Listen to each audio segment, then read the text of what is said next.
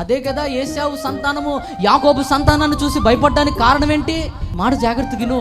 నీ స్నేహితుడు ఎవడో నీ శత్రువు ఎవడో ఎప్పుడు తెలుస్తుందో చెప్పనా? వాడికన్నా ఒక అడుగు ముందేసి చూడు. వాడు చెయ్యలేదు, నువ్వు చేసి చూడు.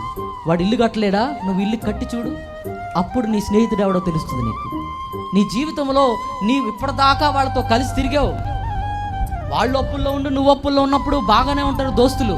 ఎప్పుడైతే నువ్వు కష్టపడి పని చేసి అప్పు తీరుస్తావే, ప్రశాంతంగా బ్రతుకుతుంటావే, ఎవడైతే స్నేహితుడిని తిరిగాడో వాడే నీ మీద లేనిపోయి చెప్పడం ప్రారంభిస్తాడు. వాడే నీకు శత్రువుగా మారతాడు. వాడే నిన్ను అసహించుకుని నీ గురించి అనేక మందికి ప్రచారం చేస్తాడు. నువ్వు దేవుని దగ్గర మోకరించి వాడు పొందుకోలేదు ఒక్కడు పొందుకొని చూడు. అప్పుడు తెలుస్తుంది నిజంగా నీ మంచి కోరేవాడు ఎవడో, నిజంగా నీ స్నేహితుడు ఎవడో. నువ్వు అనుకుంటావు వాడికి నాకు ఏం గొడవ అవ్వలేదండి, ఎందుకు మాట్లాడలేదో కూడా తెలియదని అనుకుంటావు. నీకు మాట చెబుతాను, వాడికి నీకు గొడవ అవ్వకపోవచ్చు నాన్న, కానీ ఒకనాడు